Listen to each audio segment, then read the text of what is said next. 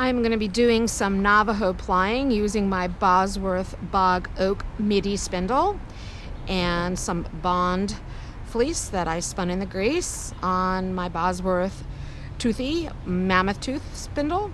So what I'm going to do is catch the yarn so that I've got the little loop kind of as close to the hook as I can. I'm going to park it in between my legs like that, and I'm going to fish through this loop like that and catch it with my fingers, give it a spin, counterclockwise, unroll it on my thigh and winds it on. I'm going to keep my fingers in there, catch it again, fish through the next loop like that, and give it another spin, counterclockwise, wind it on. I am using a plying ball, which is a tennis ball, a little doggy tennis ball. And I've wound my singles around there. It keeps everything organized, keeps it kind of under tension, so it's not going to knot up and kink up and twist back on itself. I'm using a plying bowl, which is a ceramic bowl. It has a little loop fired into it, and you thread the single through that and then through a hole out the bowl. Keeps everything under a little bit of tension. It also keeps that ball from hopping out and hopping around too much. And those bowls were actually used originally back in ancient times to keep plying balls of linen under some water. You would put the linen, wrap it around something and keep it in a bowl with some water and keep that pliable, and that little loop would keep everything under tension. And I found a nice ceramic artist who would make one for me, and it works great. So then I'm going to park it again. Gonna fish through again. This is really tender over there, so I'm gonna have to be real careful when I hold onto that so that it doesn't break, and I think it did. I might have to do a little fixing there, but we'll see. Yeah, looks like that kind of messed up a little bit, but that's okay. We can kind of still give it a little twist, and here we go, and let that twist catch in there a little bit. And this one's gonna be a little bit of a finesse there. Keep that on there. Yeah, that's gonna be just fine once it gets twist is set. Keep going, fish it around again, fish the next one through like that, gently catch it, keep your fingers in there, don't want to lose that loop because it's really a pain if you have to try to untwist everything.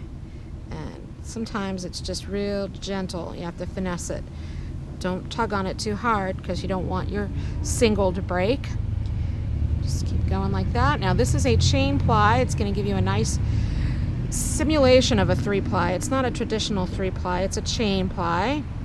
It's not quite as strong as a 3-ply from 3 distinct plies, but it is still pretty darn great. And the thing that's really fantastic about it is that when you're all done plying, you have used up all of your singles. You're not going to have one ball of leftovers, which sometimes happens when you're making a 3-ply. It's really annoying when you've got extra singles left over. And then you just catch that like that and give it another twist. I like to thigh roll. I find that it puts a lot of power on my spin.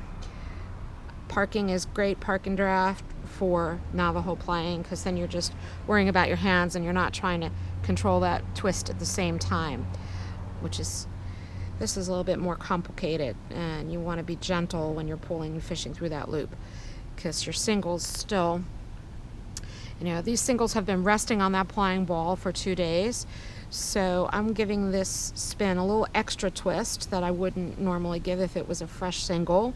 Because otherwise what will happen is that when you set this, you set the twist, you're going to find that it's going to be underplied, and that's really annoying. So it's okay to give it a little extra twist. You don't have to worry about overspinning. Just do everything kind of nice and slowly. Don't take your time, don't try to rush, and fish it through. And here we go again, give it another spin. Just keep going like that, and you get yourself a nice Navajo ply on my favorite spindles in the world, which are the Bosworth spindles. And you can see here it got a little tangled, so I gotta kind of fuss with it a little bit, kind of gently like that, and it's all good. Yep. And these bog oak spindle, it's from oak that has been buried in a peat bog in England for thousands of years, and that's what turns the oak that really fabulous dark color, is all of the tannins and the peat make it black and beautiful, and you see all this wonderful grain. Fabulous spindle. So if you can get yourself a Bosworth, I say do it. If you can get yourself a lot of Bosworths, I say definitely do it.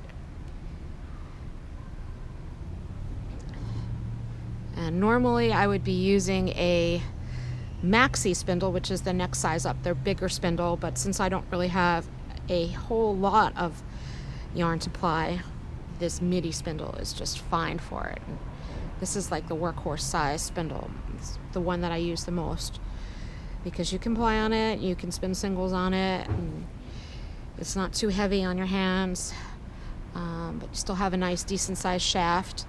So, and you can really get a rhythm going once you get yourself comfortable. You know, don't want to rush, but just keep going, and eventually you'll have that nice Navajo plied. Obviously, it's a lot more satisfying when you're using a color changing yarn, because then you see all of the colors staying in sequence, and that is really nice. You don't have any barber poling going on, maybe just a little bit, but and here we go, all done.